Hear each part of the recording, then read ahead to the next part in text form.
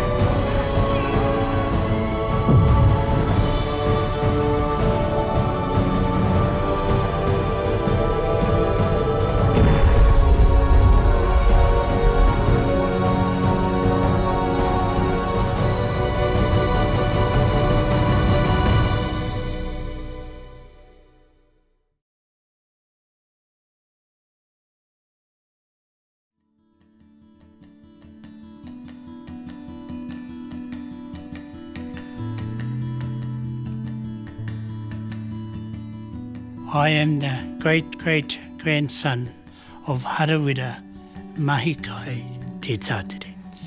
I am lucky enough to have been made the kaitiaki of Harawira and Marta's portrait, which hangs in the Wanganui Museum. It means a lot because of my name. My tupuna Harawira was born around 1797 in Waimarama. Harawira's oldest brother was Te Akitai. Both were rangatiras in their own rights, but Te Akitai drowned and Harawira took over the mantle of chief of this area. He became a kaitiaki or food provider, and he was given the name Harawira Mahikai Te Tatere.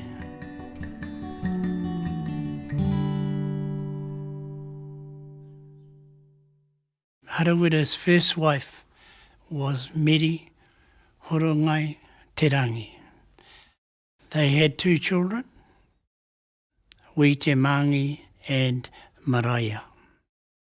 Harawira's second wife was Mata Maki, and together they had 6 children.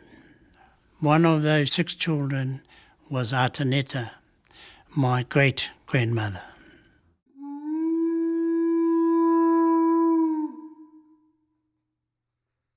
Most of Waimarama, one way or another, descend from Harawira. He was raised in the territory of the great and ancient Wharewananga, going back to Tupai, who was one of the high priests of the Takatimu canoe. There were 2. There was the Pai Whenua, which was a whare mairi, where one learned the dark arts. The other one was a very superior type one where only the higher knowledge was taught, celestial knowledge, ancient Polynesian law and things of that nature. Harawira actually trained at the Pai Whenua whare mairi, so his pre-Christian influences were of that nature.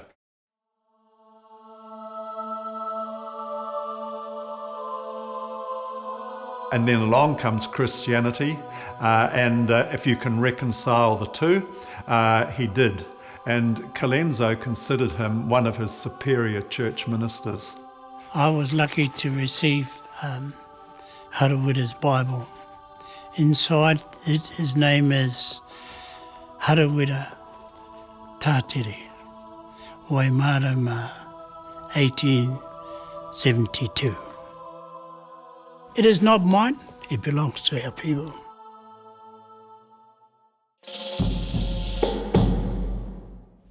In 1840, Harawira signed the Treaty of Waitangi. He survived 50 years afterwards. What's sad about that Harawira spent the last few years of his life in the land courts fighting for his people. One of the ways that Harawira would make a statement was by his refusal in the land court to wear European clothes.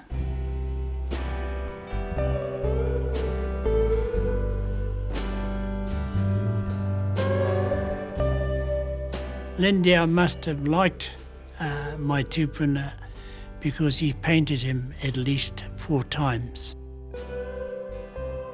There seemed to be a special rapport between artist and subject. Every reason why there should have been. Harawira was a very good subject for the artist. Heavily mokod, therefore, a challenge, if you like, for the artist. A man of not only high rank, but of good character. I think there was a close friendship between the men. The fact that there are 4 paintings representing different stages of his life and decline tells me that Lindauer came back to see his friend, and he brought his brush with him. My earliest memory of Harawira was when I saw him through the bedroom window, or through the sitting room window when I slept on the veranda, and I was really scared of him.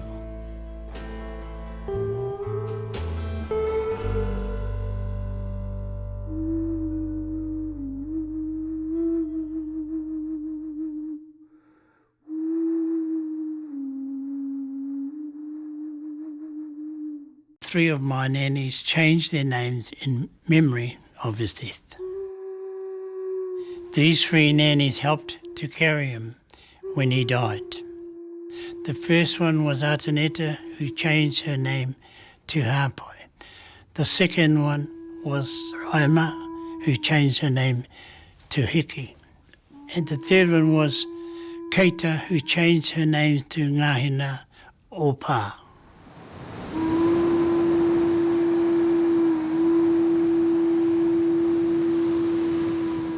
His care was greatly appreciated by his people.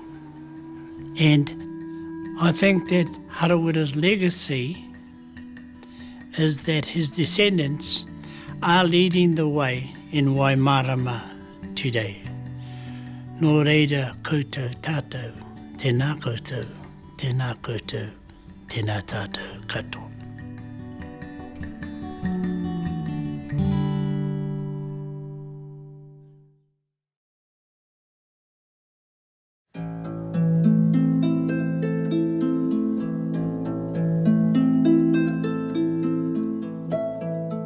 My tady máme v archivu zprávu od jistého Antonína Pecivála, který náprstkovi nabídl v roce 1892, že má doma několik předmětů a fotografií z Nového Zélandu.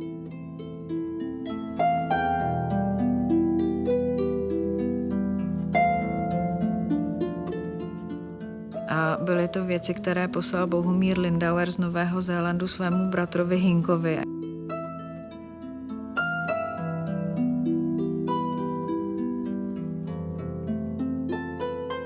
Takže tím pádem se do muzea dostaly věci, které Bohumír Lindauer na tom Novém Zélandu získal od Maorů zřejmě dárem za to, že je portrétoval, tak oni mu někdy místo peněz tak mu vlastně dávali ty etnografické věci, takže tam byla třeba udice, byla tam zástěrka z vláken lenovníků a kromě těch fotografií takových takzvaných kabinetek, kde byly portréty.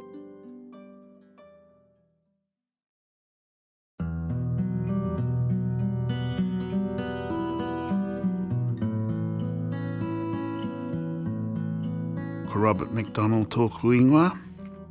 I'm a great-great-grandson of Harawira Mahikai Te Tatere and a great-great-grandson of his second wife, Mata Makimaki. Mata Makimaki is the woman sitting alongside Harawira in the Wanganui Museum.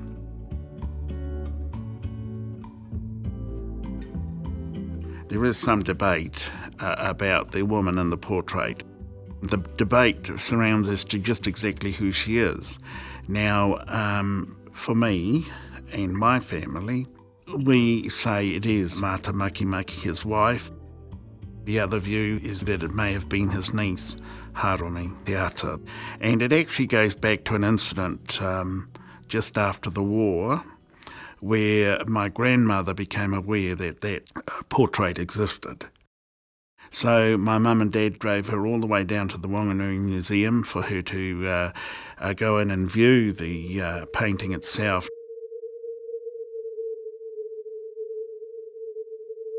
My grandmother had a quite startling reaction. She immediately just broke into tears and really was quite overcome with grief. She had actually seen Harawira. She had known him as a grandfather, so she was faced with a life-sized portrait of the man himself. Now, it was after that incident that my grandmother declared that was Mata Makimaki. She would have known both Mata Makimaki and Harawira Te Tatere, the other woman that they say is sitting beside Harawira. So on that basis, we're comfortable stating that that is our great-great-grandmother, Mata Makimaki. All the signs are that the big portrait in Whanganui, where you have a full-length Harawira, I believe is a composite portrait. I don't think at any stage the two subjects were there in front of him as he composed that. I think he has borrowed from the 1883 portrait of Harawira.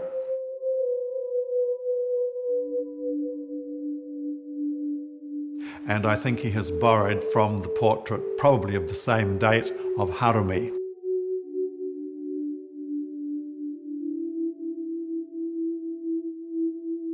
Harawira was brought up in Oahu with her mother's people. So if Lindauer had a relationship with Harawira and his family at that time, it seems more likely that he would have had a relationship also with Harawira's wife, Mata Makimaki. More so than with Harawira Te Tatere, who would have been in Oahu rather than here in Waimarama. So, I'll rest my case there. There are other clues as well. The portrait that was gifted to the Prague Museum has the identity written on the back. It states Mrs. Harawira.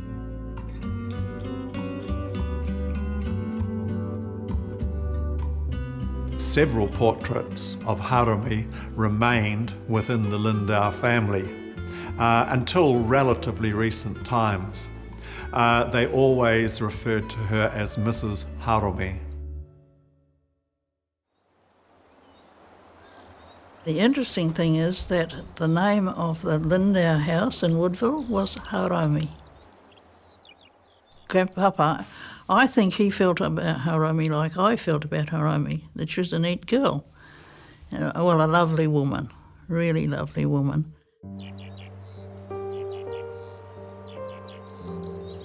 In 1985, when we had our house fired, the horrible thing was when both the woman and child and Harawira went down in the flames, and it was tough. If you really do a bit of a hand count, you'll find that this painting was reproduced at least half a dozen times, and that there is evidence that Lindauer himself thought that he'd captured something very special.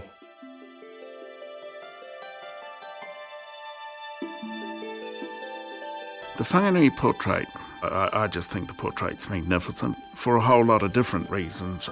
I think it's significant. The background that he's used is Wheao at Te Hauke, and that makes it interesting because it's a great pictorial record of the whare nui that was there and I understand was later destroyed by fire. It's one of the largest paintings that Lindauer ever did, and that's the reason that they asked us to have it included as part of the Dream Collectors collection when Te Papa Museum was opened.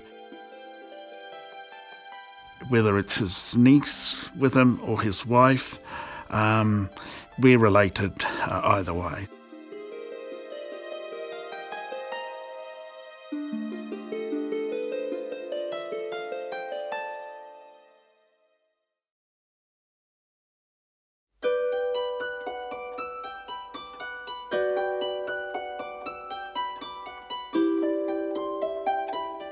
Lindauer v roce 1901 sám přijel s rodinou do Prahy a to tehdy se setkal s vdovou po Náprstkově s paní Náprstkovou. Zřejmě při té příležitosti přivezl do Prahy darem další ten maorský pláštík. My už v té době vlastně se proslavil, protože na tom Novém Zélandě měl mecenáše pana Partridge, který vlastně financoval ty jeho práce a shromažďoval ty obrazy maorských náčelníků a domorodců u sebe doma. Oni to měli doma jako otevřenou galerii a že tam jako Maoři k ním chodili domů a že třeba stáli hodinu před tím obrazem a že to třeba byl nějaký jejich mrtvý příbuzný nebo náčelník, kterého ještě jakoby za života znali a že vlastně si s tím obrazem jako povídali. Takže to bylo takový pro ně to hrozně jakoby emocionální. Asi jako když my si prohlížíme jako album s fotografiemi starýma našich nějakých jako prababiček a pradědečků.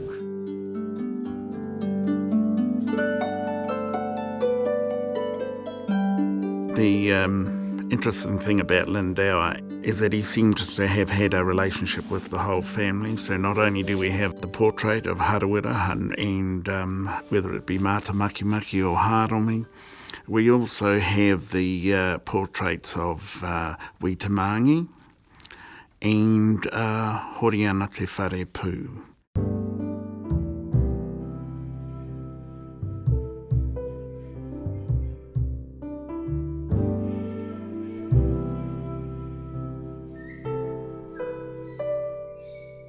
Harawira Te Tatere is the wife of Witamangi. Witamangi was the oldest son of Harawira, and Harawira Te Tatere was the oldest child of Te Akitai. And that's not unusual for first cousins for Māori anyway, to be married. It was one way to keep the bloodlines intact. One of the sad things about Witamangi and Harawira Te Tatere, they had a lot of children, but only one actually survived. If you go down the Urupa, down one side of these stones, there's a whole list of children who didn't survive beyond infancy. These close marriages produced barren lines, and that's common throughout the whole of Māoridom. Yeah. The one that survived was called Morihu Te Amo Haere, and she's important for us, the people of Waimarama, because it was Morihu Te Amo Haere who left the present-day Waimarama marae for the use and recreation of the people of Waimarama. The Harawira Te Tatere portrait only became a matter of intense interest when Patrick Parsons alerted us to the fact that Harawira Te Tatere, the portrait, or the Lindauer portrait, was coming up for sale. The fascinating thing about the painting is that it wasn't in New Zealand for a century. I think Samuel Carnell had photographed the painting. We're all thinking, goodness gracious, where's this been all this time? The owners lived, I think, in London, and that they'd been advised by Sotheby's to market it out here. They were likely to get a better price in New Zealand than in England. I was the one who alerted Robert's mother to the fact that I'd spotted her coming up in the auction. She had a very Maori perspective on it. She's whānau, we've got to bring her home. So out it came, and then Robert will take you through the story about the saga. Well, it was all right being alerted to the fact that Harawira Te Tatere was for sale in Auckland, but the real challenge was deciding just what we were going to do, if anything, about it. And so we did at that time decide that we were going to get our ancestor and bring her back to Waimarama. We borrowed a van and we set off. It was me with all of these radical women from Waimarama. And I remember us arriving there, and as soon as the doors were opened, we sort of streamed in and stood in front of the portrait. Here was an image of somebody that we had never seen before, so you can imagine just how powerful that moment was. Then the actual owner of the gallery took us aside and cautioned us that if there was any trouble, he would withdraw the lot from the sale immediately, because maybe we looked like that we were going to cause trouble. We had only arrived with about $30,000. We were told in the nicest possible way that they expected that it would go for at least $60,000 and possibly more.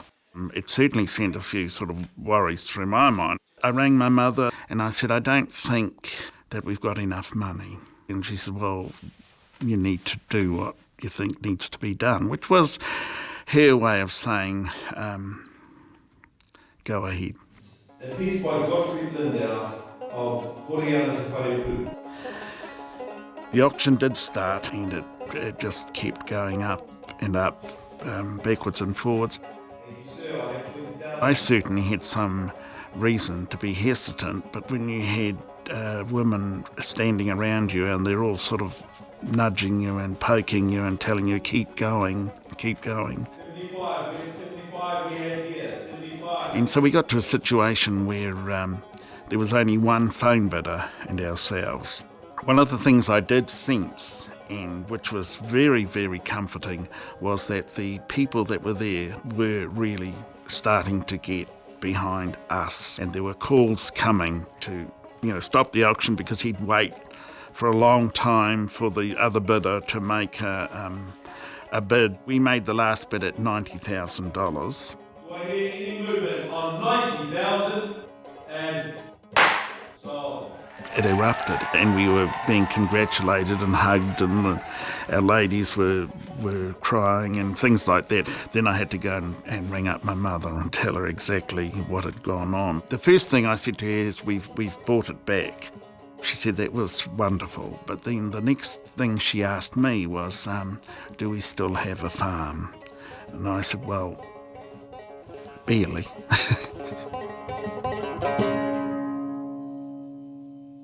I know they're valuable. They're extremely valuable, especially the Maori ones, because I believe that they are true art, in my estimation.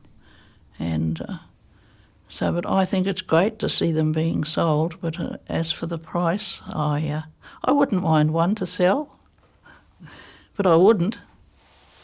We found out later that the underbidder, if he had gotten the artwork, it would have ended up in a lounge bar. For families like us, it was just important to purchase the image and bring it home, but we've had no problem with it being displayed for the public to enjoy. When you hear of other stories of families who haven't been quite so successful, it's quite sad.